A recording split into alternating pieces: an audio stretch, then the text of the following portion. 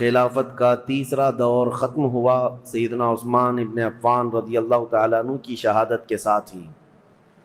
جیسے کہ کل میں نے عرض کیا، فتنوں کا ایک دروازہ کھل چکا تھا۔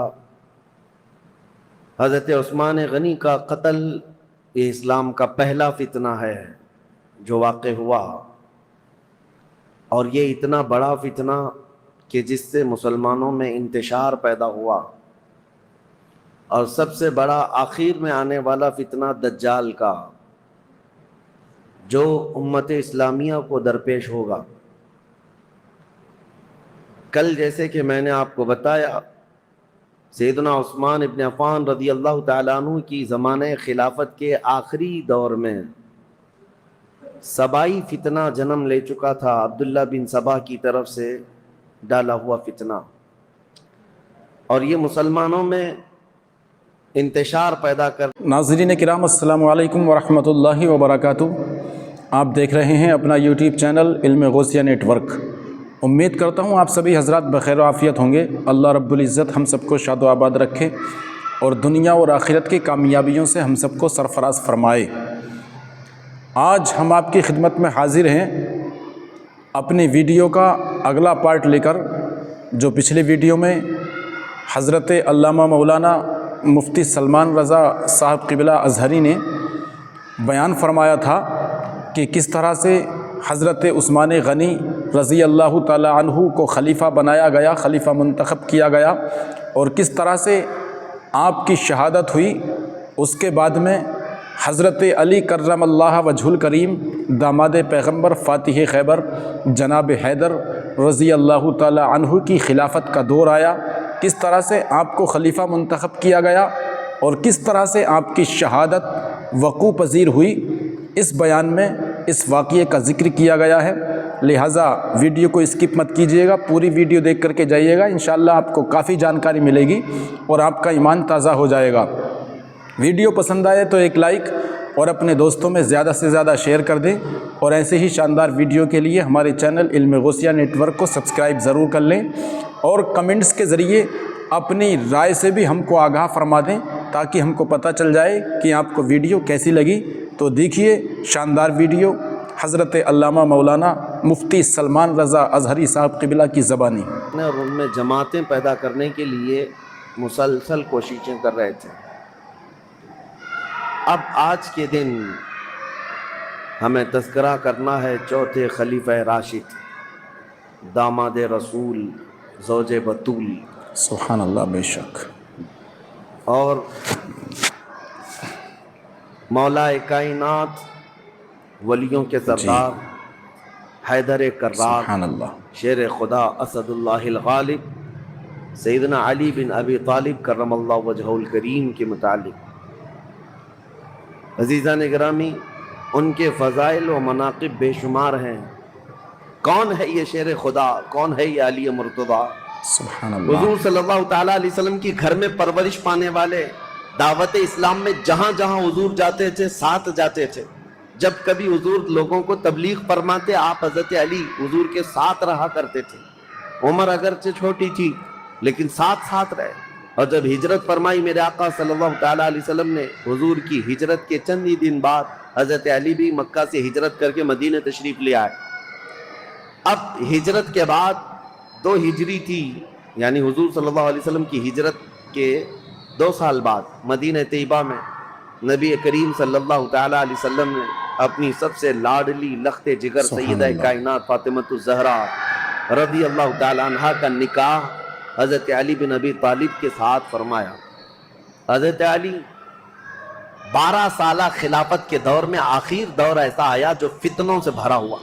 عبداللہ بن سبا نام کا ایک یہودی جس نے یہ بیج بویا اور ایک جماعت پیدا کر دی، اور مسلمانوں میں انتشار اور فرقہ پیدا ہونا شروع ہو گیا۔ اور سبب کہاں، یہ فتنہ کہاں تک پہنچا؟ حضرت عثمان غنی کا قتل ہو گیا مدینے میں۔ یہ پہلا قتل ہے جو مسلمانوں کے ہاتھ ہوا ہے، حضرت عثمان غنی کا قتل۔ حضرت عمر کو بھی شہید کیا گیا، لیکن وہ تو ایک آگ کا پجاری تھا، ابو لولو فیروز مجوسی۔ لیکن حضرت عثمان کا جو قتل ہوا ہے وہ آپسی انتشار کی وجہ سے ہوا۔ تفصیل میں نے بتایا۔ جگہ جگہ انقلاب انقلاب نام سے کچھ جماعتیں کھڑی ہوتی تھیں، ان کو یہ چاہیے تھا ریولیوشن، اور ان کو جدت، نیا پن چاہیے تھا۔ حضرت عثمان کا خلافت کا زمانہ 12 سال ہو رہا تھا، اور یہ وقت یہاں تک آ پہنچا کہ مدینے میں پہنچ کر کے ان سبائیوں نے، مصر کے رہنے والے بلوائیوں نے حضرت عثمان کا قتل کر دیا۔ یہ قتل صحابہ کے لیے بہت بڑا صدمہ تھا، جتنے بڑے صحابہ تھے اس قتل کے خلاف تھے۔ خود حضرت علی کرم اللہ وجہ الکریم اس کی سخت مذمت کرتے رہے اور کہتے رہے کہ رسول اللہ صلی اللہ علیہ وسلم کے حرم مدینہ کو جس نے حلال کر دیا خون سے حضرت عثمان کے، وہ دنیا کا بدترین شخص ہے۔ اور حضرت علی کے فرامین ہے کہ میں سمجھتا ہوں قتل عثمان سب سے بدترین فتنہ ہے۔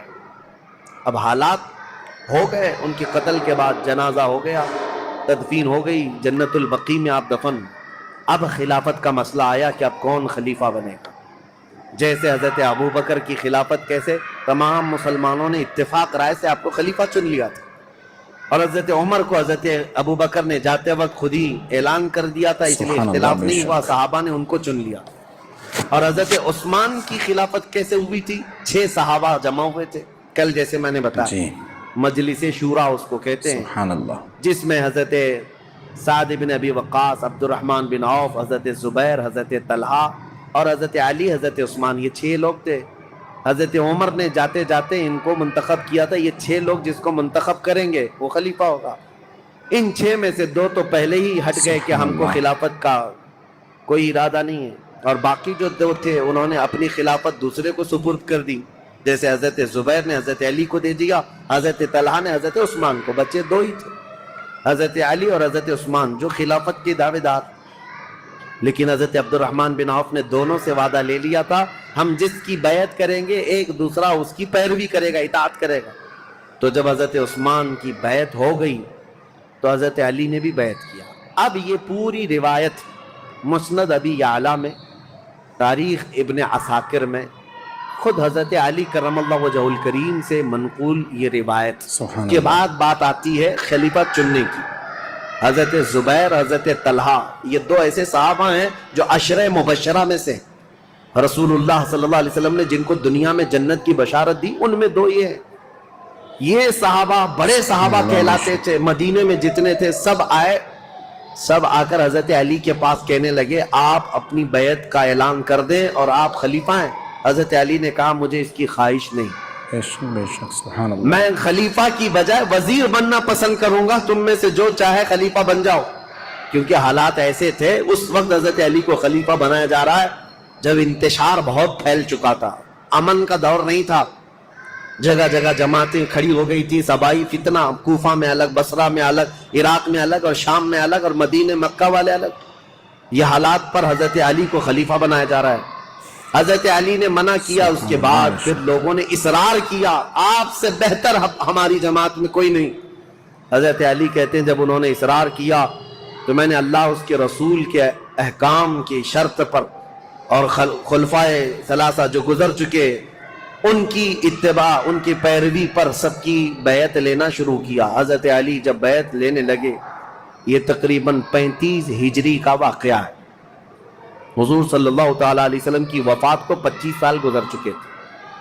یہ 35ویں ہجری میں حضرت علی رضی اللہ تعالیٰ عنہ خلافت پر متمکن ہوئے مدینہ طیبہ میں۔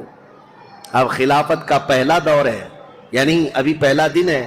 آپ بہترین خطیب تھے، حضرت علی کرم اللہ وجہ الکریم خطبہ بہت اعلیٰ دیا کرتے تھے۔ خطبے کے بعد آپ یہ جو فتنہ پھیلا تھا اس کو ٹھنڈا کرنے کے لیے کوششیں فرما رہے تھے، لیکن اسی اسنا میں ہوا کیا، حضرت علی رضی اللہ تعالیٰ عنہ نے چند دنوں کے بعد بہت سخت قسم کے فیصلے لیے۔ اس سے معاملات اور سخت ہو گئے۔ کیا؟ آپ نے ملک شام کے گورنر امیر معاویہ رضی اللہ تعالیٰ، جو 22 سال سے گورنر تھے حضرت عمر کے زمانے سے، حضرت علی یہ کہتے تھے کہ اب ان کو گورنری سے میں معزول کرتا ہوں۔ حضرت امیر معاویہ کو اور مصر کے گورنر کو اور کئی جگہ کے گورنروں کو ایک ساتھ معزول کرنے کے لیٹر آپ نے جاری کر دیے، جبکہ جو اکابر صحابہ تھے اس میں حضرت ابو موسیٰ اشعری، حضرت عمرو بن عاص، کئی صحابہ آ کر آپ کو مشورہ یہ دے رہے تھے کہ اس وقت یہ فیصلہ لینا اچھا نہیں ہے، حالات بہت بگڑے ہوئے ہیں، حضرت عثمان کا قتل ہوا ہے، پہلے آپ اپنی بیعت سب سے لے لیجئے، اس کے بعد ان کے معزول کرنے کا حکم جاری کیجئے۔ حضرت علی نے حالات کی سنگینی کے اعتبار سے یہ خط جاری تو کر دیا، لیٹر بھیج دیا۔ پھر میں کہتا ہوں ادب کا دائرہ ساتھ رکھنا ہے سنی، تولنا نہیں صحابہ کو ادھر ادھر، حالات جو ہوئے جیسے ہوئے، لیکن وہ رسول اللہ کے صحابہ ہیں، ان کے اختلافات یا ان کے مشاجرات کو بیان کرنا یہ حرام ہے، لیکن یہاں تاریخی سچائیاں تمہارے ذہنوں میں رہیں، اس لیے میں یہ عرض کر رہا ہوں تاکہ کوئی دوسرا چوہا آ کر کے تمہیں کبھی اس کے بارے میں کبھی اس کے بارے میں نہ بیان کرے۔ جیسے حضرت امیر معاویہ کو ٹرول کرتے کرتے آج اتنی گندی باتیں کہنے لگ گئے لوگ جو حقیقت میں ہے نہیں۔ ہاں کچھ معاملات تو ہوئے ہیں لیکن ایسے نہیں ہیں۔ حضرت علی نے ان کی معزولی کا لیٹر جاری کیا، حالات سنگین ہو گئے، ظاہر سی بات ہے 22 سال سے وہ گورنر تھے۔ اب یہاں حالات یہ ہو گئے کہ حضرت امیر معاویہ نے سب سے پہلے یہ اعلان کیا کہ حضرت علی اب خلیفہ اگر ہو گئے ہیں تو ان کی خلافت کا پہلا کام یہ ہونا چاہیے جنہوں نے حضرت عثمان ابن عفان کو قتل کیا، پہلے ان قاتلوں کو پکڑ کر قصاص لینا چاہیے۔ خلیفہ اسلام کا قتل ہوا ہے، عام آدمی کا قتل نہیں ہوا ہے۔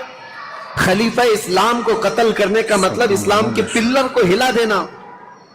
حضرت امیر معاویہ شد و مت سے بہت زور شور سے یہ مطالبہ شروع کر دی، اور مطالبے میں بھی اتنا کہ حضرت امیر معاویہ نے مدینے ایک قاصد کو بھیجا اور حالات معلوم کر کے حضرت عثمان کا وہ جبہ منگوایا جس میں ان کی شہادت ہوئی تھی، وہ خون سے تر بتر تھا۔ حضرت عثمان جس میں شہید ہوئے تھے وہ جبہ موجود تھا، اور ان کی بیوی حضرت نائلہ اس وقت موجود تھی جو حضرت عثمان کے گھر میں ان کی انگلیاں کٹ گئی تھی، بیچ بچاؤ میں یا زخمی ہو گئی تھی، ان کی کٹی ہوئی انگلیاں اور حضرت عثمان کا جبہ حضرت امیر معاویہ نے دمشق ملک شام منگوایا۔ اب یہ جب چیزیں آئیں تو حضرت امیر معاویہ نے منبر پر رکھ کر کے لوگوں سے کہا خلیفہ اسلام کا بے دردی کے ساتھ قتل ہوا ہے، جبکہ جو وجوہات بتائی جا رہی ہیں وہ بہت چھوٹی ہیں۔ حضرت عثمان نے غلطی کیا کی تھی، ان کا جرم کیا تھا جس کی وجہ سے یہ قتل ہوئے؟ اور یہ جبہ جیسی ہی ملک شام میں پہنچا، ہنگامہ برپا ہو گیا، تقریباً 60,000 لوگ کھڑے ہو گئے یہ مطالبہ کرنے کے لیے کہ خلیفہ اسلام عثمان بن عفان کے قتل کا قصاص لینا ضروری ہے۔ جن لوگوں نے قتل کیا ہے خلیفہ اسلام کو، ان کا مطالبہ کرنا اپنی جگہ پر تھا۔ ظاہر سی بات ہے آج کے دور میں آپ کو بتاؤں، ملک کے پریزیڈنٹ پر کوئی حملہ کر دے یا ملک کے پی ایم پر کوئی حملہ کر دے تو پورے ملک کی عزت کا مسئلہ ہو جاتا ہے، عام چیز نہیں، اس کے لیے سیکورٹی بھی بہت رکھی جاتی ہے۔ اور اگر ہو گیا تو اس کے بعد حالات کیا ہوتے ہیں؟ جو نیا بیٹھے گا اس کے لیے سب سے پہلا مطالبہ یہی کیا جائے گا جن لوگوں نے ان کا قتل کیا پہلے ان کو پکڑو، یہ مطالبہ ہوتا ہے۔ ارے میاں پی ایم اور پریزیڈنٹ تو بہت دور کی بات ہے، ہمارے ہاں کوئی عام آدمی بھی مر جائے تو لوگ مطالبہ کرتے ہیں کہ قاتل کو پکڑو، کلر کون ہے اس کو سزا دو، یہ تو مطالبہ ہوتا ہی ہے، پروٹیسٹ ہوتے ہیں۔ تو حضرت امیر معاویہ کا مطالبہ بہت تیزی سے بڑھتا چلا گیا۔ اب دیکھیں میں حالات آپ کو سمجھا رہا ہوں، حضرت علی کے ساتھ کیا معاملات تھے۔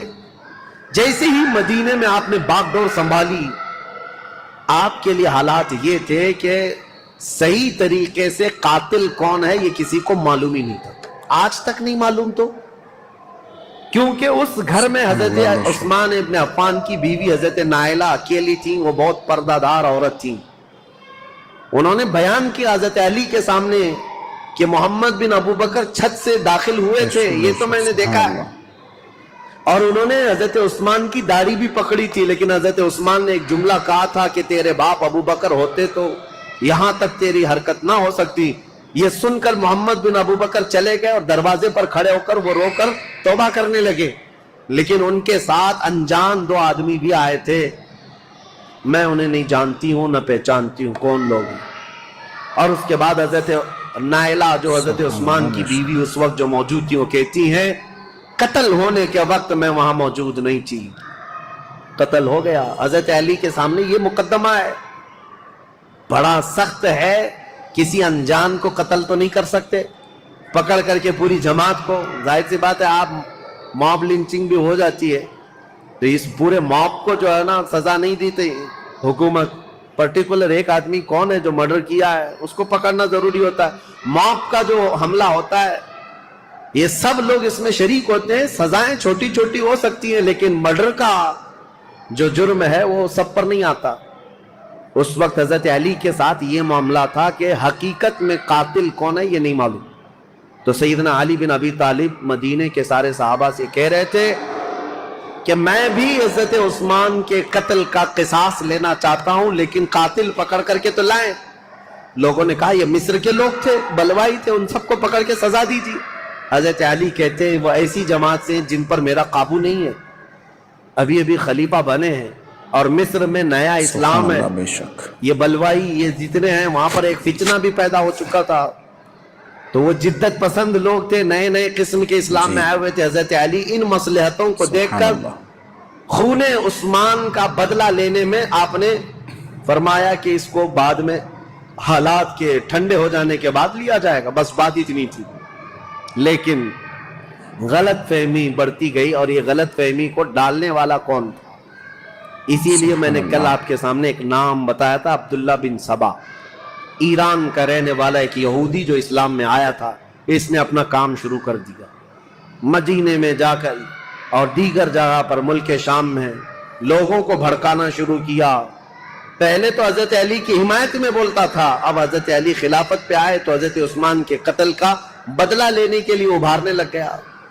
اب ہوا یہ کہ حضرت عائشہ صدیقہ رضی اللہ تعالیٰ عنہ، ان کا بھی کردار ہے تاریخ میں، ام المومنین ہے، زبان نہ کھولنا ان کے لیے بھی گستاخی کے لیے، ایمان برباد ہو جائے گا۔ ام المومنین رسول اللہ صلی اللہ علیہ وسلم کی محبوبہ ہیں، سبحان اللہ، زوجہ ہیں، یہ حج پر گئی ہوئی تھی اور حج سے واپس آنے کے وقت حضرت عثمان کا قتل ہو گیا تھا اور یہ خبر حضرت عائشہ کو پہنچ گئی۔ حضرت عائشہ کا مقام تھا صحابہ میں سب میں بھی، کیونکہ ام المومنین نے سب لوگ احترام کرتے تھے۔ سبحان اللہ، بے شک حضرت عائشہ کے پاس جب یہ خبر پہنچی تو حضرت زبیر اور حضرت طلحہ یہ دونوں حضرت علی کے ہاتھ پر بیعت کر چکے تھے مدینے میں، لیکن حالات جب سنگین ہونے لگے تو یہ مدینہ چھوڑ کر مکہ چلے گئے۔ کون؟ یہ بڑے دو صحابہ عشرہ مبشرہ میں، حضرت زبیر حضور صلی اللہ تعالیٰ علیہ وسلم کے یہ بھی بھائی لگتے ہیں، پھوپھی کے بیٹے ہیں، سگی پھوپھی کے بیٹے ہیں حضرت زبیر، جیسے حضرت علی چاچا کے بیٹے ہیں، حضرت زبیر پھوپھی کے بیٹے ہیں۔ تو حضرت زبیر اور حضرت طلحہ دونوں مکہ چلے گئے اور یہ دونوں جا کر حضرت عائشہ سے ملاقات کیا پردے میں اور ان کو حالات بتائے مدینے میں کیا کیا ہوا، حضرت عثمان کا قتل کیسے ہوا۔ حضرت عائشہ بہت جلال میں آئی، کہا ہم جانتے ہیں عثمان بن عفان کے اخلاق اور ان کی کردار کو، سارے صحابہ ان کی پاکیزگی کی گواہی دیتے تھے۔ حضرت عائشہ کہتی ہے میں وہ دن بھی جانتی ہوں جب رسول اللہ صلی اللہ تعالیٰ علیہ وسلم حجرے میں بیٹھے ہوتے، کئی لوگ آتے حضور اسی طرح لیتے رہتے، جب عثمان آتے تو حضور اپنی تہبند سے ہی کر لیتے تھے۔ حضرت عائشہ کہتی ہیں میں گواہ ہوں اور میں پوچھتی یا رسول اللہ عثمان کے آنے پر اپنی تہبند آپ پیر سے نیچے تک کرتے ہیں اور اٹھ کر بیٹھتے ہیں، کیوں ایسا؟ حضرت عثمان کے متعلق حضور نے فرمایا اے عائشہ کیا میں اس سے حیا نہ کروں جس سے اللہ کے فرشتے حیا کرتے ہیں؟ اللہ کے فرشتے جس سے حیا کرتے ہیں۔ میرے عزیز، حضرت عائشہ نے جب یہ کہا اور وہ جلال میں آئیں، واپس مکہ لوٹ کر آئیں، کہا جب مدینے کے حالات اتنے خراب ہو گئے تو اب کیا کرنا چاہیے؟ مکہ والوں کو جمع کر کے حضرت عائشہ نے ایک خطبہ دیا اور اس خطبے میں آپ نے یہی فرمایا کہ عثمان بن عفان خلیفہ اسلام تھے، خلیفہ برحق تھے، ان کا قتل پورے اسلام کے لیے کلنک ہے، اس کا بدلہ تو لینا ہوگا، قصاص ضروری ہے ورنہ اسلام پر یہ دھبا ہمیشہ کے لیے رہ جائے گا۔ حضرت عائشہ کی تقریر پر جوش آیا لوگوں میں اور پھر مکہ والے بھی جمع ہو گئے۔ مکہ والوں نے سب آ کر کے حضرت عائشہ سے کہا کہ یہ بدلہ لینے کا طریقہ کیا ہے؟ حضرت علی خلیفہ ہو گئے اور انہوں نے سب سے بیعت لی ہے، لیکن طریقہ کیا ہے؟ حضرت عائشہ اب اس بارے میں مشورہ کر رہی تھی، ہاں طریقہ کیا ہے اس پر بھی تو سوچنا چاہیے کہ خون عثمان کا بدلہ لینا ہے، لیکن وہ قوم مصر کے رہنے والی ہے اور مصر میں ہماری پہنچ نہیں، کیسے؟ تو اس میں جب صحابہ کی میٹنگیں ہونے لگی مکہ میں، تو اب میں آپ کو بتاؤں یہاں سے ایک نئی جنگ کی ابتدا ہو گئی۔ حضرت عائشہ اپنی اونٹنی پر سوار ہو کر، پہلے لوگوں نے کہا کہ ملک شام چلتے ہیں، امیر معاویہ نے بھی خون کے بدلے کا اعلان کیا، یا پھر مدینے چلتے ہیں، لیکن ان دونوں رائے کو آپ نے، حضرت عائشہ صدیقہ نے چھوڑ دیا اور بصرہ کی طرف آپ روانہ ہو گئیں۔ بصرہ عراق کا ایک شہر ہے۔ سبحان اللہ۔ اس بیچ میں کئی ایسے محتاط صحابہ ہیں جو اس جنگ میں شامل نہیں ہیں۔ حضرت عائشہ جب جانے لگیں، کیونکہ میٹنگیں اتنی ہو گئی تھیں، اور جب لوگ یہ کہنے لگے کہ یہ بدلہ لینا تو خلیفہ وقت کا کام ہے، تو حضرت علی اس وقت بدلہ قصاص لینے پر تیار نہیں تھے، یا یہ فرما رہے تھے کہ ابھی اس قوم سے ہمارا پالا نہیں ہے، یا اس قوم پر ہمارا قابو نہیں ہے، ہم بعد میں بدلہ لیں گے۔ لیکن یہ مطالبہ شدت اختیار کر گیا۔ اب حضرت علی کو مدینے میں بھی آ کر خبر پہنچ گئی کہ حضرت عائشہ لوگوں میں جمع ہو گئی، اور انہوں نے خون عثمان کا قصاص لینے کا اعلان کر دیا۔ اور حضرت علی کو یہ بھی خبر مل گئی کہ امیر معاویہ کو جو ہم نے خط لکھا تھا، حضرت امیر معاویہ نے بدلے میں خط بھیجا جو بالکل خالی تھا، کچھ بھی لکھا ہوا نہیں تھا۔ حضرت علی سمجھ گئے معاملات سنگین ہیں، سبحان اللہ۔ یعنی امیر معاویہ نے وہاں سے اعلان یہ کر دیا ہے کہ پہلے خون عثمان کا بدلہ لیا جائے گا، بعد میں حضرت علی کی بیعت اور خلافت کا معاملہ ہوگا۔ اب یہ بظاہر ٹکراؤ والی صورت ہے، ایک طرف سے مطالبہ ہے شدت سے بدلہ لینے کا، اور ایک طرف حضرت علی مصلحت کو دیکھ رہے تھے، حکمت کو دیکھ رہے تھے۔ اس وقت حضرت علی کہتے ہیں اس خانہ جنگی کو، جس کو کہتے ہیں گرہ یدھ، اپنے اندر چلنے والی جنگ کو اگر خاتمہ نہ کیا جائے تو اس کا بہت بڑا نقصان اٹھانا پڑے گا اور ہمارا شیرازہ منتشر ہو جائے گا۔ حضرت علی مدینے میں لوگوں کو جمع کرتے ہیں، چلو ہم اس معاملے کو ٹھنڈا کریں گے۔ جب سب لوگ جمع ہوئے حضرت علی کے ساتھ، حضرت علی اب کوفہ کی طرف روانہ ہو گئے۔ حضرت علی کے ساتھ اس وقت 10,000 لوگ تھے۔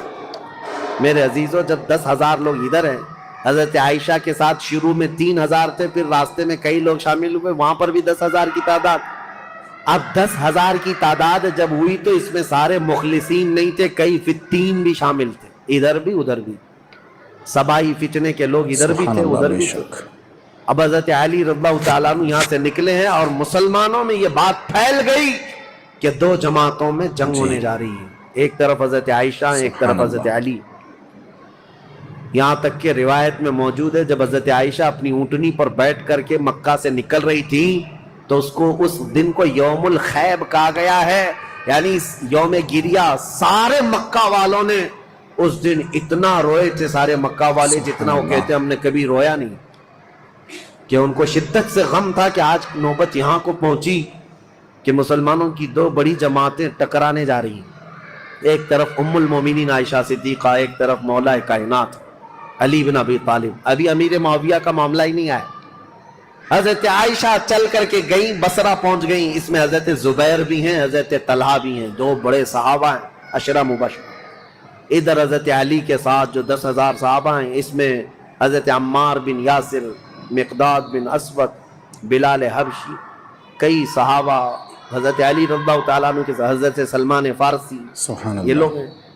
نکلے ہیں، جنگ کی نیت تو نہیں تھی، معاملات کو دیکھا جائے گا اور سامنے بیٹھ کر کے کچھ کیا جائے۔ اب حضرت علی کوفہ گئے تو وہاں حضرت ابو موسیٰ اشعری تھے، یہ بھی بڑے صحابی ہیں جنہوں نے بعد میں چل کر صلح کرائی۔ یہ کوفہ والوں میں بیان کر کر کے لوگوں کو یہ کہہ رہے تھے کہ اے لوگوں، اپنا ایمان بچانا، آخرت بچانی ہے، تلواریں اپنے نیام میں رکھو، کوئی اپنے گھر سے نہ نکلے، کوئی ان جنگوں میں شرکت نہ کرے۔ حضرت ابو موسیٰ اشعری تو لوگوں کو منع کر رہے تھے۔ پھر حضرت علی کوفہ پہنچ گئے۔ یہ کوفہ پہنچنے کی وہی تاریخ ہے کہ جب حضرت علی کوفہ پہنچے تو پھر اس کے بعد مدینے دوبارہ تشریف نہیں لائے۔ یہاں سے حضرت علی کی خلافت کا باضابطہ جو دور، کوفہ جو دارالعاصمہ، دارالخلافہ بنا اسلام کا، حضرت علی جب وہاں آئے تو لوگوں کو آپ کی فوج میں شامل کیا گیا۔ حالات سنگین ہو رہے ہیں، طاقت کے بل بوتے، طاقت کے زور، اس کو ٹھنڈا کرنا چاہیے۔ اب اس میں محتاط صحابہ جو تھے ان کی بھی رائے میں بتاتا ہوں۔ حضرت عبداللہ بن عمر ہیں، حضرت عمر بن عاص ہیں، یہ لوگ شریک نہیں ہوئے۔ محمد بن مسلمہ ہیں، یہ لوگ شریک نہیں ہیں۔ احنف بن قیس، یہ بعد میں۔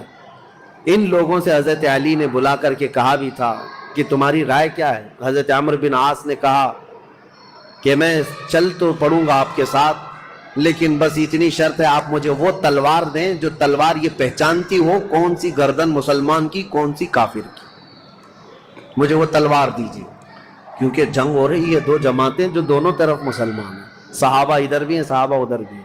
عمرو بن عاص نے کہا میرے پاس ایسی تلوار نہیں جو پہچانتی ہو گردن کس کی ہے، اگر یہ مل گئی تو پھر شریک ہو جاؤں۔ اس کے بعد حضرت محمد بن مسلمہ کو بلا کر پوچھا کہ آپ کیوں نہیں؟ کہا میں نے رسول اللہ صلی اللہ تعالی علیہ وسلم سے سنا تھا، میرے آقا نے فرمایا تھا محمد بن مسلمہ اس تلوار کو کبھی نیچے ہونے نہیں دینا، اعلاء کلمت الحق کے لیے استعمال کرنا، اور جس دن یہ نوبت آ جائے کہ یہ تلوار تجھے کسی مسلمان پر اٹھانی پڑے تو احد پہاڑ کے پاس جا کر کسی پتھر پر تیری تلوار توڑ دینا۔ محمد بن مسلمہ کہتے ہیں کل رات جا کر میں نے اپنی تلوار توڑ دی، آج نوبت یہاں پہنچ گئی ہے کہ ہمیں تلوار اٹھانی پڑ رہی ہے، میں تو تلوار توڑ چکا ہوں۔ حضرت عبداللہ بن عمر انہوں نے بھی یہی کہا کہ میں سبحان اللہ فرق نہیں کر پاؤں گا کہ کون حق پر ہے کون کس پر ہے، اسی لیے میں اس میں شریک نہیں ہوں۔ کچھ محتاط صحابہ ان میں نہیں آئے، لیکن حضرت علی جب سفر پر روانہ ہو، یاد رکھو مسلمانوں ایمان کی حفاظت اسی میں ہے، دونوں جگہ کا بیلنس برقرار رکھو، ام المومنین کا بھی مولا کائنات کا بھی، دونوں رسول اللہ کی قرابت دار ہیں، رشتہ دار ہیں۔ حضرت عائشہ صدیقہ جب آئیں تو اب مشورے ہو رہے تھے، میٹنگیں ہو رہی تھی، ان کے خطبے اتنے پر اثر تھے کہ لوگ جمع ہوئے۔ جب وہ بصرہ میں گئی تو 12,000 لوگ جمع ہوئے، کہا کہ نہیں حق پر ہے، خون عثمان کا بدلہ لینا چاہیے۔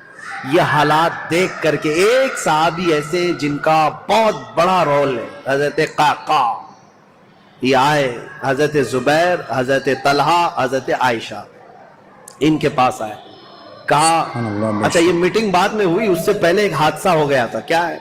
بصرہ میں جیسی حضرت عائشہ پہنچی تو بصرہ کے جو گورنر تھے وہاں پر، تو جو گورنر تھے وہ حضرت علی کی طرف سے تھے، سبحان اللہ، عثمان بن حنیف۔ انہوں نے کیا کیا کہ راستہ روکنا ہے ان کا، یہ تو لڑنے کے لیے آئے، تو انہوں نے فوراً ہی جنگ شروع کر دی، جبکہ حضرت علی کے آنے کا انتظار کرنا تھا۔ تو عثمان بن حنیف نے لوگوں کو اتار دیا، اور جنگ جیسی خالی راستہ روکنے کے لیے شروع ہوئی تھی اس میں 700 لوگ مارے گئے بصرہ کے۔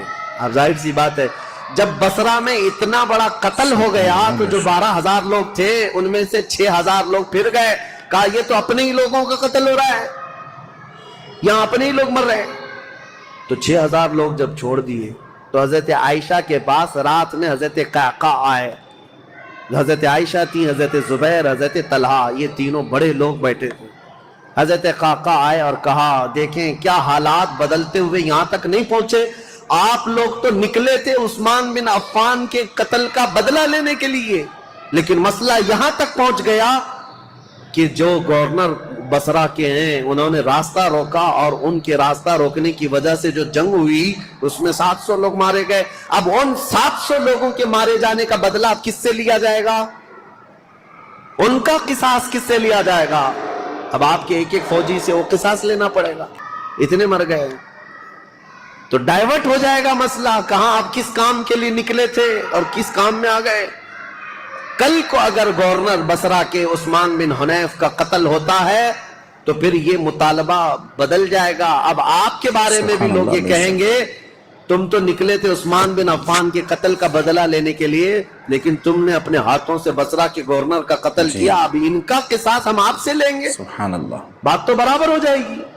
حضرت قعقاع کی یہ باتیں اتنی اثر کر گئیں، حضرت عائشہ نے کہا قعقاع جو کہتے ہیں بالکل سچ ہے، ہمیں جنگ نہیں کرنی چاہیے، ہمیں جنگ نہیں کرنی چاہیے۔ حضرت زبیر، حضرت طلحہ کے پاس بھی وہ آئے، اسی طرح کی تقریر کی، تینوں نے کہا حضرت علی سے ہماری ذاتی کوئی دشمنی نہیں، صرف اسلام کے اس پلر کو کوئی ہلا نہ پائے اس لیے ہمارا یہ مطالبہ تھا، لیکن آپ کی بات صحیح ہے کہ اب یہ جنگ چھڑ جائے تو اپنوں کا قتل بہت زیادہ ہوگا۔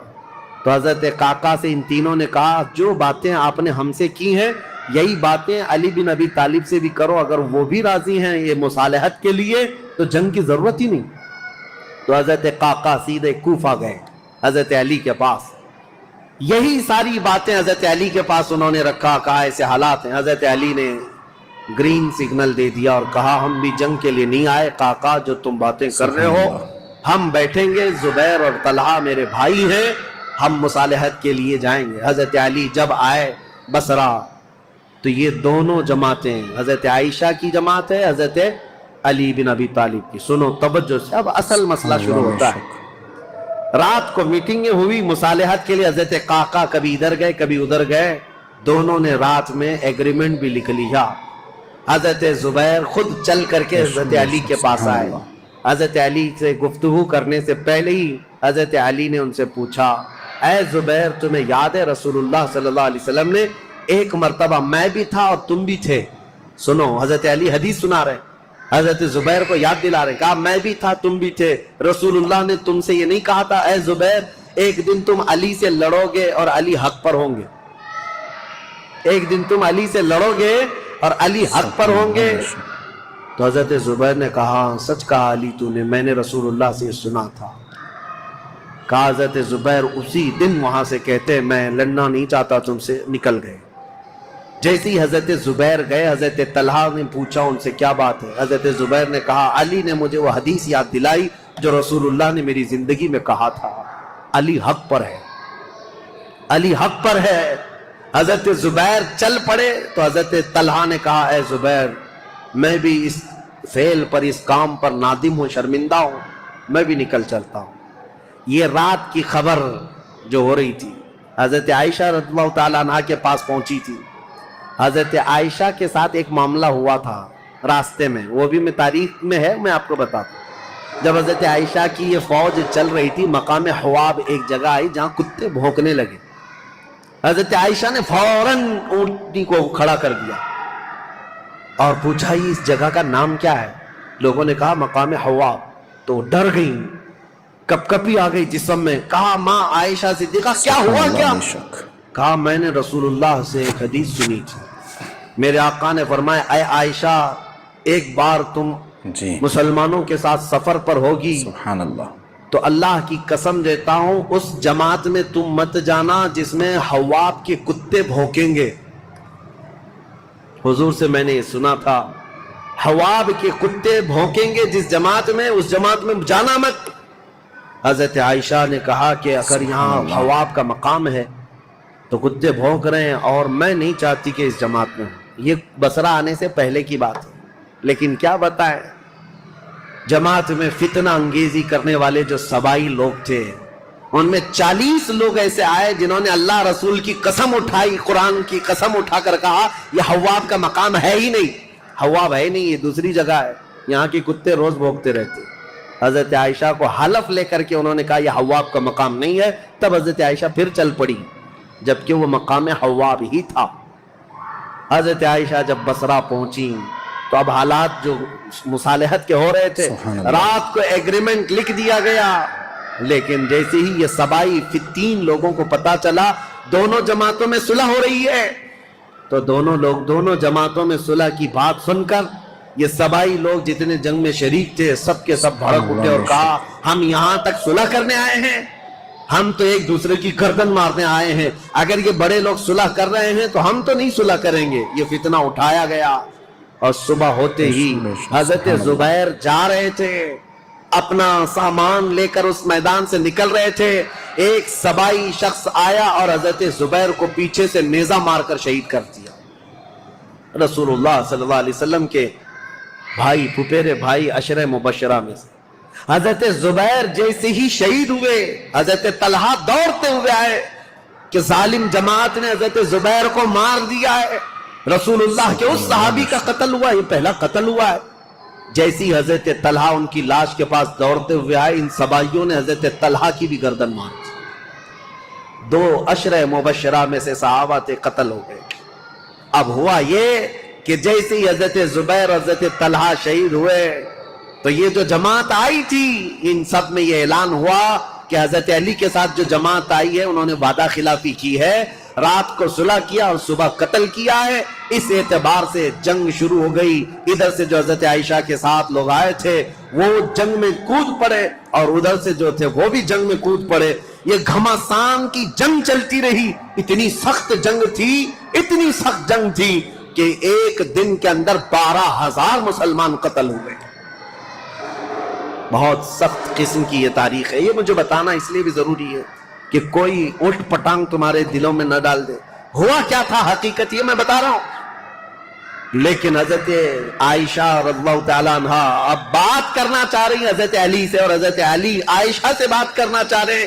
بیچ میں راستہ ایسا جنگ کا گھمسان چھڑا ہوا ہے کہ نہ ایک دوسرے سے بات کرنے کا موقع مل رہا ہے. یہاں تک کہ حضرت عائشہ کا اونٹ جس پر وہ بیٹھی ہوئی تھی، اس کا نام ہی جنگ جمل ہے. جمل عربی میں اونٹ کو کہتے ہیں. نام ہی جنگ کا جمل رکھ دیا گیا کیونکہ اونٹ پر ایک جھوپڑی لگائی جاتی تھی کجاوا، اس میں حضرت عائشہ بیٹھی ہوئی تھی. اس اونٹ پر اتنے حملے کر دیے تھے، اتنے حملے کر دیے ادھر کی جماعت والوں نے کہ حضرت عائشہ کی حفاظت کے لیے جو ادھر موجود تھے وہ عزت قبیلے کے لوگ ان میں صرف اونٹ کی حفاظت کے لیے 700 لوگ قتل ہو گئے تھے. ایک گرتا تھا دوسرا پکڑتا تھا، دوسرا گرتا تھا تیسرا پکڑتا تھا، لیکن ان جان بازوں نے اونٹ کو گرنے نہیں دیا. حضرت علی رضی اللہ تعالیٰ عنہ نے پھر حکمت کے ساتھ فرمایا کہ یہ جنگ ختم ہوگی اس وقت جب یہ اونٹ بیٹھے گا. تو اپنی ایک معتمد جماعت کو جو اہل حق تھے ان کو بھیجا کہ جاؤ تم کسی نہ کسی طرح سے اونٹ کو نیچے پیروں کی طرف سے کچھ زخمی کر دو یا کسی طرح اونٹ بیٹھ جائے. سبحان اللہ. وہ گئی ایک جماعت حضرت علی کی طرف سے جنگ کے لیے نہیں، انہوں نے کسی نہ کسی طرح اونٹ کو بٹھا دیا. جیسے اونٹ بیٹھ گیا ام المومنین نیچے آئیں. اگر حضرت عائشہ صدیقہ کے ساتھ کچھ بھی ہو جاتا امت میں بہت بڑا فتنہ. رسول اللہ کی زوجہ کے ساتھ اگر کسی نے ہاتھ بھی لگایا ہوتا اس وقت بڑا مسئلہ ہوتا. حضرت علی کے لیے کتنا بڑا چیلنج تھا یہ، ان کی خلافت کے دور کا سب سے بڑا چیلنج ہے. ایک طرف ام المومنین کی عزت کو بچانا ہے کیونکہ پورے مومنین کا وقار ہے، رسول اللہ کا گھر ہے. تو حضرت علی نے گرنے نہیں دیا. اور اس کے بعد حضرت علی رضی اللہ تعالیٰ عنہ نے پیغام بھیجا حضرت عائشہ کو کسی نہ کسی طرح سے اس کجاوے سے نکال کر لائے. جیسے ہی نکال کر کے لایا گیا ام المومنین رو رہی تھی. حضرت علی کرم اللہ وجہہ الکریم وہاں گئے تو ان کی آنکھوں میں بے اختیار آنسو پھوٹ کر رو رہے تھے کیونکہ جانتے تھے ایک ہی گھر کے ہیں. حضرت علی رضی اللہ تعالیٰ عنہ سے سب سے پہلے حضرت عائشہ کھڑی ہوئی، کہا اے علی بن ابی طالب صرف ایک غلط فہمی کی وجہ سے یہاں تک معاملہ پہنچ گیا. حضرت علی نے کہا ماں عائشہ صدیقہ آپ سچ کہتی ہیں کہ ایک غلط فہمی نے یہاں تک پہنچا دیا. دونوں کے وہی جملے تھے. حضرت عائشہ کہتی ہے میں ہرگز نہیں چاہتی تھی کہ خون مسلم بہہ جائے، کسی مسلمان کا قتل ہو جائے، لیکن اتنا بڑا معاملہ پیش آیا. دونوں یہ عظیم صحابہ، وہ زوجہ ہیں یہ صحابی ہیں داماد ہیں، رونے لگے. اس معاملے پر بہت گریہ وزاری کی.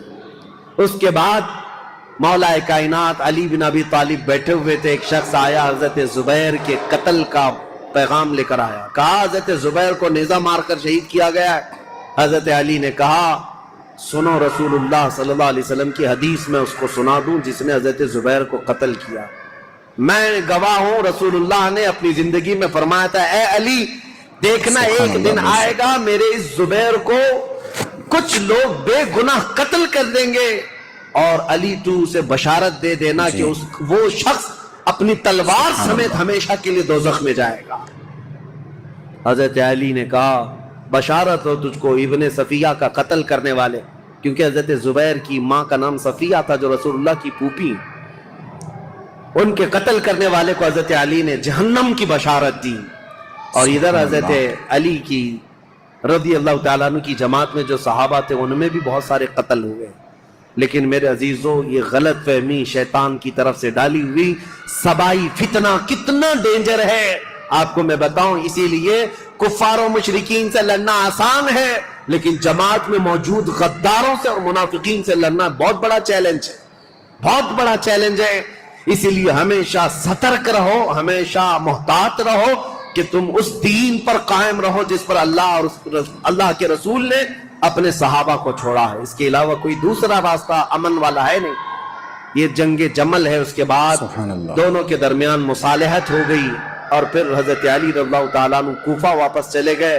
حضرت عائشہ صدیقہ رضی اللہ تعالیٰ عنہ واپس मक्का मुकर्रमा आई। यहाँ तक कि मैं आपको बताऊं, हजरत आयशा जब निकली थी तो हुजूर की सारी बीवियां, हुजूर की सारी अज़वाज हजरत आयशा के साथ जा रही थी। लेकिन जब हजरत आयशा बसरा जाने लगी तो हुजूर की सारी अज़वाज वहां से निकल पड़ी, कोई साथ ना आई। अब इस मामले को मैं आपके सामने रखता हूं मेरे अजीजों, ऐ सुन्नियों।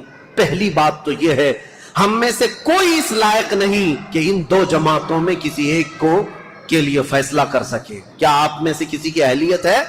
कोई इस लायक है कि कभी हजरत अली के बारे में फैसला दे या हजरत आयशा के बारे में फैसला दे, जब तुम्हें पता है मेरी हैसियत है ही नहीं। अरे माँ बाप लड़ जाएं तो बच्चे की ये हैसियत नहीं होती कि वो माँ बाप में फैसला करे। वो तो उम्मत के उन किबार लोगों की बात है जो रसूलुल्लाह की शर्फ सहाबियत हासिल किए हुए हैं। पहली बात, अपनी जुबान को लगाम देना। ये हुआ था तो यहाँ ऐसा नहीं होना था, वहां ऐसा नहीं होना था। ये कोई घर का हादसा नहीं है, किसी गली मोहल्ले का हादसा नहीं है। ये दो जमातें सहाबा की, दोनों जमातें जिनके मुतालिक कुरान की आयतें हैं, रज़ी अल्लाहु अन्हुम व रदू अन, अल्लाह उनसे राजी हुआ और वो अल्लाह से राजी है। व कुल्लम वअदल्लाहुल हुस्ना, 26-27वें पारे की आयत है। अल्लाह ने फरमाया, इन सब से अल्लाह ने जन्नत का वादा फरमाया, जन्नत का वादा फरमाया। गलत फहमी से होने वाली ये जंग, अगरचे कई मुसलमानों का कत्ल हुआ, लेकिन इस पर अल्लाह करीम की बारगाह में फैसला होगा और रब्बुल आलमीन अहकमुल हाकिमीन यौम क़यामत ये फैसला फरमाएगा। और इसीलिए ऐ लोगों, अपनी जुबानें दराज करके खुद फैसला देकर कहीं तुम अपने ईमान को खराब मत कर लेना, कहीं अपनी आखिरत को खराब मत कर लेना। अब आइंदा से मैं आपको बताऊं, जंग जमल और इसी तरह के हजरत अमीर मुआविया के साथ एक जंग हो गई, जंग सिफ़ैन। इसको तज़किरे की जरूरत नहीं, लेकिन हकीकत में वहां पर भी यही गलत फहमी हुई थी।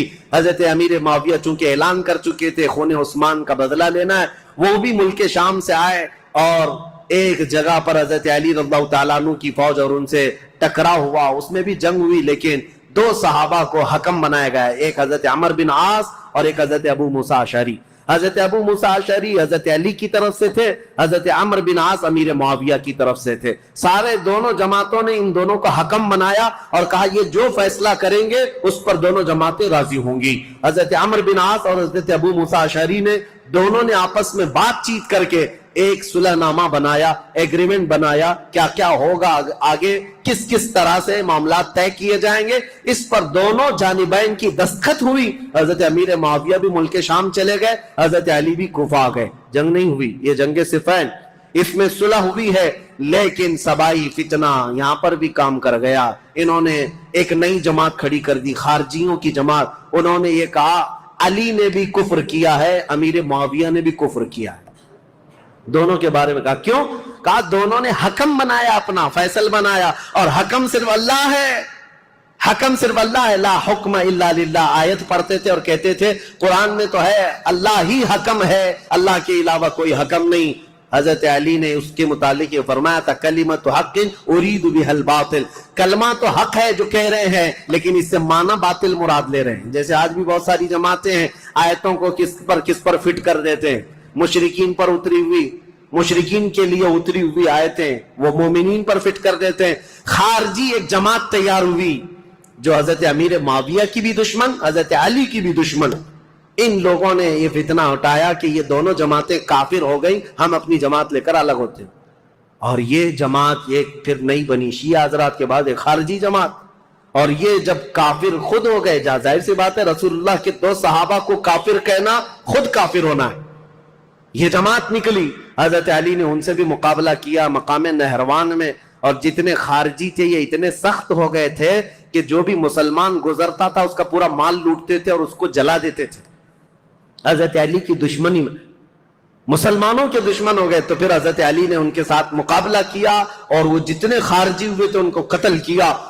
चंद खारजी बच करके वहां से निकल कर भागे और उन्होंने अपनी अलग अलग जमातें बनाई। अब शिद्दत बदला लेने की शिद्दत इंतकाम इतना घर कर गया खारजियों में कि 3 खारजी लोग ऐसे हुए, मीटिंग किया और उन्होंने कहा देखो ये रोज रोज की जंगों से परेशान है, ये 3 बड़े लोग जो हैं अली बिन अबी तालिब, अमर बिन आस, अमीर मुआविया, इन तीनों को कत्ल कर देते मामला ही खत्म हो जाएगा। नाउज़ बिल्लाह। ये 3 कामों के लिए अब्दुर्रहमान बिन मुलजिम, अमर बिन बुकैर और एक शख्स और था बरका बिन عماد یا کچھ اس کا نام برکا تھا. یہ 3 خارجی لوگ تھے. میٹنگ کیا, کہا ہم تینوں ایک ہی دن کا انتخاب کرتے ہیں, ایک ہی دن تینوں کو ماریں گے. 3 بڑے صحابہ کو, حضرت علی کو, حضرت عمر بن عاص کو, حضرت امیر معاویہ.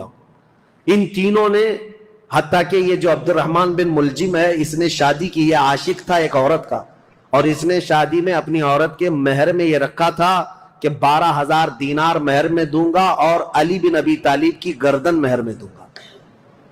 قتل مہر میں رکھا تھا. اس قدر دشمنی کوٹ کوٹ کر بھری ہوئی تھی. اور ان تینوں نے ایک تاریخ متعین کی, رمضان المبارکہ کی. 17 رمضان کو تینوں اپنے اپنے علاقوں میں گئے. حضرت علی کوفہ میں تھے, حضرت عمر بن عاص یہ مدینے میں یا دوسرے علاقے میں تھے, حضرت امیر معاویہ ملک شام میں تھے. تینوں پھیل گئے اپنے اپنے ان منصوبوں کو لے کر.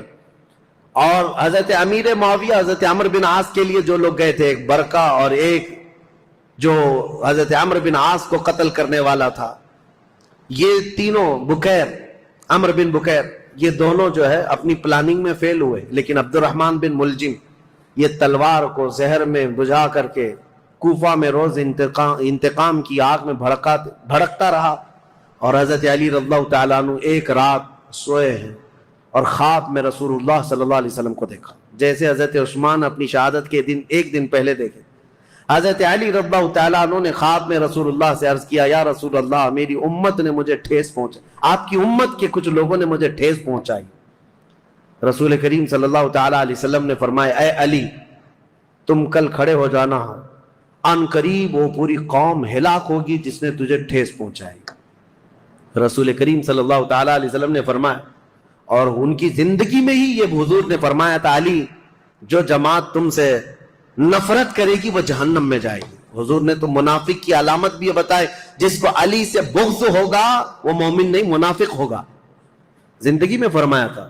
تو حضرت علی نے خواب دیکھا, صبح حضرت حسن کو اٹھایا بستر سے, امام حسین کو اٹھایا, کوفہ میں تھے, کہا کہ چلو فجر کی نماز کے لیے جا رہے تھے. اور حضرت علی کی عادت تھی فجر کی نماز کے لیے لوگوں کو جگاتے تھے, ہر گھر سے آواز دیتے تھے زور سے. حضرت حسن اور حضرت حسین کو اٹھایا اور کہا, میں نے خواب میں رسول اللہ کو دیکھا ہے, اور رسول پاک صلی اللہ تعالیٰ علیہ وسلم نے مجھ سے یہ فرمایا, وعدہ فرمایا. اور اس کے بعد یہ کہتے ہوئے حضرت علی محراب کی طرف بڑھ رہے تھے سارے لوگوں کو. یہ عبد الرحمن بن ملجم نے حضرت علی کرم اللہ وجہہ الکریم کے چہرے پر وار کیا, اور وہ تلوار سے حضرت علی رضی اللہ تعالیٰ عنہ کے انجانے میں چہرے سے ایسا گھاؤ بیٹھا کہ ایک ایک بات دیگرے کئی حملے کیے نماز پر جانے والے کے لیے. اور اسی وقت حضرت علی رضی اللہ تعالیٰ عنہ کے جسم میں زہر بھی سرایت کر گیا, چہرے سے لے کر حضرت علی رضی اللہ تعالیٰ عنہ کے کندھے تک زخم آیا تھا. آپ زمین پر آ گئے تو آپ کو سارے لوگوں نے اٹھایا. یہ فجر کا وقت تھا, 17 رمضان المبارک کی تاریخ تھی. مولا کائنات علی مرتضیٰ رضی اللہ تعالیٰ عنہ کو گھر لایا گیا تو آپ جام شہادت نوش فرما گئے. اس حیدر کرار فاتح خیبر کی شہادت ہو گئی 17 رمضان کو. مارنے والا قاتل عبد الرحمن بن ملجم, اس کو پکڑ کر کے لوگوں نے ٹکڑے کر دیے تھے, اور اس کے ٹکڑے جلا دیے گئے تھے. خارجی تھا, لیکن میرے عزیزوں, مولا کرم اللہ وجہہ الکریم علی بن ابی طالب کے قتل کے ساتھ ہی اسلام کا تاریخ کا ایک دروازہ بند ہو گیا. یہ ایک ایسا دور تھا جہاں پر خلافت راشدہ ختم ہو گئی. خلفائے راشدین جو 4 ہیں, اور بعض نے حضرت حسن بن ابی طالب کو بھی خلفائے راشدین میں شمار کیا. اب میں یہاں تاریخ کو روک دیتا ہوں اور عرض کرتا ہوں, میرے آقا نے فرمایا تھا کہ میرے بعد 30 سال خلافت ہوگی. الخلافت بعدی 30 ثم الملوک. 30 سال میرے بعد خلافت ہوگی اور اس کے بعد بادشاہت آ جائے گی. اب حساب کرو, سیدنا ابو بکر صدیق کا زمانہ 2.5 سال کا, 2 سال کچھ مہینے. حضرت عمر فاروق رضی اللہ تعالیٰ عنہ کا زمانہ 10 سال, کتنے ہوئے 12.5 سال.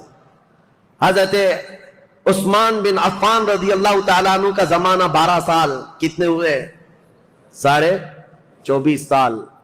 حضرت علی بن ابی طالب رضی اللہ تعالیٰ عنہ کی خلافت کا کل زمانہ 5 سال کچھ مہینے تھا, کتنے ہوئے 29 سال. 6 مہینے بچے تھے جس میں حضرت امام حسن خلیفہ ہوئے تھے. اسی لیے بہت سارے محدثین یہ کہتے ہیں وہ بھی خلفائے راشدین میں شامل ہیں. 6 مہینے کے بعد انہوں نے خلافت امیر معاویہ کو دے دی تھی، لیکن خلافت کا دروازہ یہاں پر جو راشدہ ہے، خلافت راشدہ بند ہو گیا، خلفائے راشدین کا وہ سنہرا دور ختم ہو گیا۔ عزیزان گرامی، اسلام کی تاریخ کی وہ سچائیاں ہیں جو ہر جوان کو سننا چاہیے۔ 17 رمضان کو کوفہ والے کہتے ہیں بدلیاں ایسی چھا گئی تھیں، لگتا تھا کہ لوگ تو لوگ ہیں، آسمان بھی رو پڑا ہے علی بن ابی طالب کی شہادت میں۔ حضرت علی کرم اللہ وجہہ الکریم کا جسد خاکی لایا گیا، امام حسن نے نماز جنازہ پڑھائی، امام حسین نے غسل دیا تھا، اور آپ کو کوفہ شہر کے اسی مسجد کے کنارے دفن کیا گیا تھا۔ بعض روایات میں ہے آپ کے جسد مبارکہ کو لوگوں سے چھپا کر کے رکھا گیا تھا، کیونکہ خارجی جو جماعت تھی وہ اتنے شدید قسم کی نفرت کر رہے تھے کہ کہیں قبر کو اندھیرے میں کھود کر توہین نہ کریں، بے حرمتی نہ کریں۔ مولا کائنات علی مرتضیٰ رضی اللہ تعالیٰ عنہ کی قبر مبارکہ کو چھپایا گیا تھا، لیکن بہت ساری روایتیں بتاتی ہیں مقام نجف اشرف جو کوفہ کا حصہ تھا جہاں مولا علی کو دفن کیا گیا، آج بھی امیر المومنین کا دروازہ بڑی شان کے ساتھ کھلا نظر آتا ہے، اور ان کی تربت انور پر جب جھنڈا لہراتا ہے تو میرے عزیزوں کئی مرتبہ نجف جانے کا موقع ملا، کئی مرتبہ عراق گیا، جب بھی اس لہراتے ہوئے جھنڈے کو دیکھتا ہوں تو خیبر یاد آ جاتا ہے۔ مولا کائنات کی وہ تلوار کی شکلیں لٹکائی گئی ہیں، اگرچہ شیعہ لوگوں کی وہاں پر حکومت ہے، لیکن حیدر کرار کے دربار میں جاتے ہیں تو دل ہچکولے لینے لگتا ہے اور بدن میں کپکپی آتی ہے۔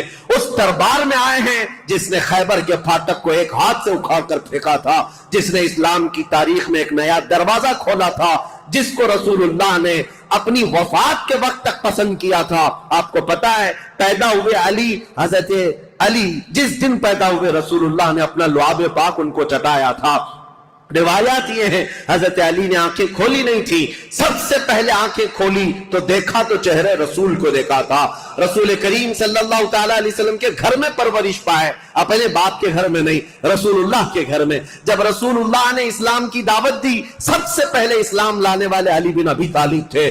جنگوں میں ہر جگہ شریک، بدر میں بڑھ کر مقابلہ کرنے والے، احد میں حضرت علی کے جسم پر 18 زخم ایسے تھے جن ہر زخم سے خون رستا تھا۔ صحابہ کہتے ہیں ہم کہتے تھے علی کو کہ زخموں کی پٹی کر لو، لیکن وہ دوڑے جاتے تھے کہ میں رسول اللہ کو دیکھ لوں۔ میدان جنگ میں اس طرح ثابت قدم رہنے والے۔ ایک مرتبہ لوگوں نے کہا حضرت علی ان کے پنڈلی میں ایک تیر ایسا چبھ گیا تھا کہ نکالتے تو گوشت نکل آ جاتا تھا، آپ نکالنے نہیں دے رہے تھے۔ لوگوں نے کہا علی بن ابی طالب کی اس پنڈلی سے تیر اس وقت نکالو جب یہ نماز پڑھنے کے لیے چلے جائیں، اس لیے کہ نماز میں ایسے ماہ ہو جاتے تھے دنیا و ما فیہا سے بے خبر، دنیا میں ہو کیا رہا ہے، کیونکہ وہ اپنے خالق کائنات کے رب کے حضور سجدہ کرتے۔ جو لوگوں نے یہ کہا حضرت علی جیسی نماز کے لیے رکعت باندھے، ان کی پنڈلی سے یہ تیر کھینچ کر نکالا گیا، اس تیر کے ساتھ گوشت بھی نکل کر کے آ گیا، لیکن ان کی نماز نہیں ٹوٹی، نماز مکمل کیا۔ سلام پھیرنے کے بعد لوگوں سے پوچھا کس نے میری پنڈلی سے تیر نکالا اور کس وقت نکالا، مجھے تو خبر ہی نہ ہوئی۔ وہ حیدر کرار کی نماز تھی۔ رسول اللہ کے ساتھ ہر گھڑی رہنے والے حضور صلی اللہ تعالیٰ علیہ وسلم نے اپنی عزیز لخت جگر فاطمۃ الزہرا کے لیے کسی کو منتخب کیا تھا، وہ علی بن ابی طالب کو منتخب کیا تھا۔ اور یہ بات بھی بتا دوں، رسول اللہ نے اپنے جانے کے وقت جن لوگوں کا نام فرمایا تھا کہ میں ان لوگوں سے راضی ہوں، وہ کون لوگ تھے جن کے ناموں میں حضرت علی کا نام تھا؟